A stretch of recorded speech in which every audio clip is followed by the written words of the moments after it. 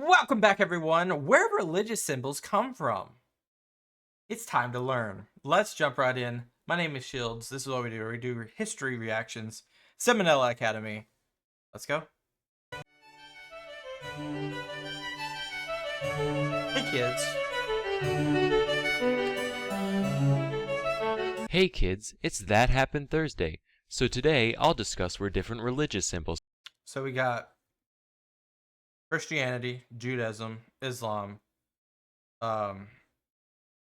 Hinduism. Is this? I don't know. Is that? See, that's how I'm not good with Eastern religion. Does yin yang mean Buddhism? I don't think it does. Is it Taoism? I don't know. See, the ones on the right, do not take my word for it. I do not know what they are. I know what yin yang is. I do not know what this is. This looks like Sanskrit or Hindi. Do not know. That's how ignorant I am. I'm a novice. Let's go. Come from. First up is Christianity. As most of you know, Jesus of Nazareth was crucified despite being supposedly sinless, so the cross is representative of his martyrdom. Personally, I always thought choosing the cross of all things to signify the whole religion was at least a little silly.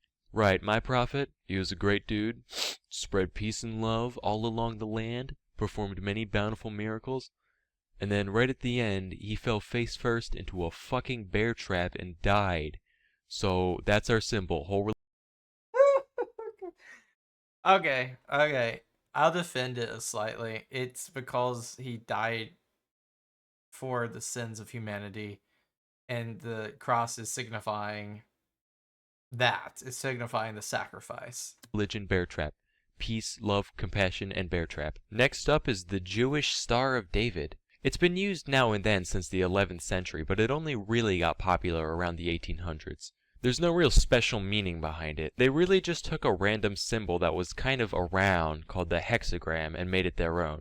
Bro, check out my new religious symbol. I'm pretty sure you didn't come up with that. Pretty sure that's a thing elementary schoolers do in their notebook when they're bored. Nah, man, not once it gets popular. Then everybody will think of my religion when they see it.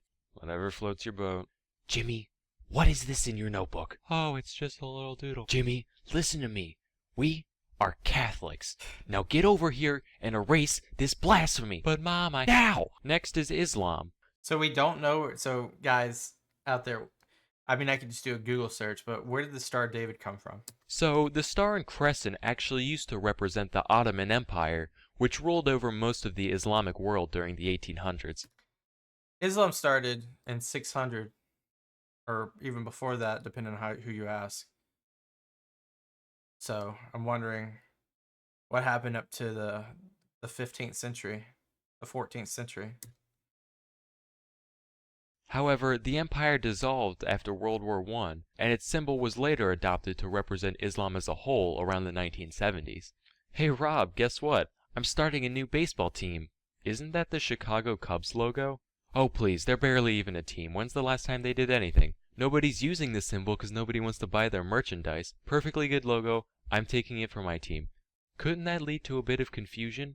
Only because they'll see a guy in a Cubs jersey who can actually catch a pop fly. Next up is... So let's go back to that one real quick. So back to Islam. Obviously, Islam was created after Muhammad, and the Rashidun Caliphate really expands it into the Umayyads and then Abbasids and everything else. He mentioned the Ottomans, which is the most famous case.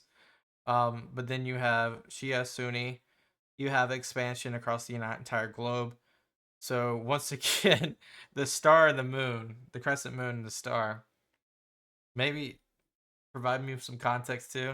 I don't know why I clicked this video for educational purposes, but here we are. Let's go to the next one.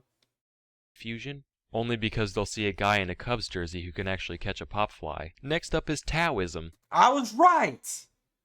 Okay, Taoism. Let's go. Alright, so the yin-yang, or as they call it, the taijitsu, actually applies to a lot of Asian... Taijitsu, Taoism. That makes perfect sense. Oh, okay. So it's kind of like a Abrahamic stem type thing where you have like 3 in 1. religions. Just the Taoists use it as their primary symbol today. It originated in China, dating back to the 11th century AD. Really? That's not that long ago. Although it's had a lot of different looks over the years, it's always represented the same idea of The good and bad. balance between contrasting forces in the world. Okay, Carl, balance of good and evil. Let's see your design. Not bad, not bad. Alright, what about you, Steve? What the hell The fuck? is that?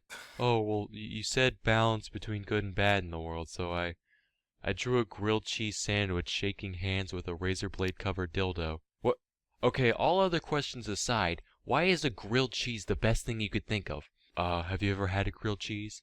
Like a real one with butter just smeared all over it, crust nice and crispy, sprinkle some onions in there, get out. Okay. So you know how when people are meditating in movies, they do that obnoxious Om thing? Well, apparently, Om is actually the name of the popular Hindu symbol, and Okay, I was right originally. I don't know why I keep second guessing myself. repeating its name aloud is said to be a sacred incantation, which is why it's said during things like rituals or yoga.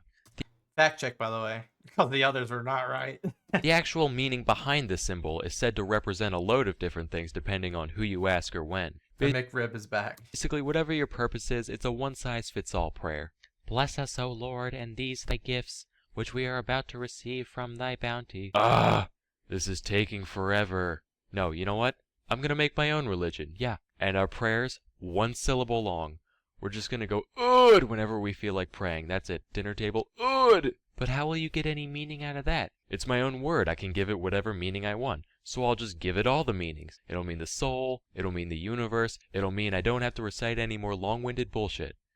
Anyway, pass the corn. So unfortunately, that's all we have time for today. Oh my god. Okay. Yeah, we're gonna actually publish this video.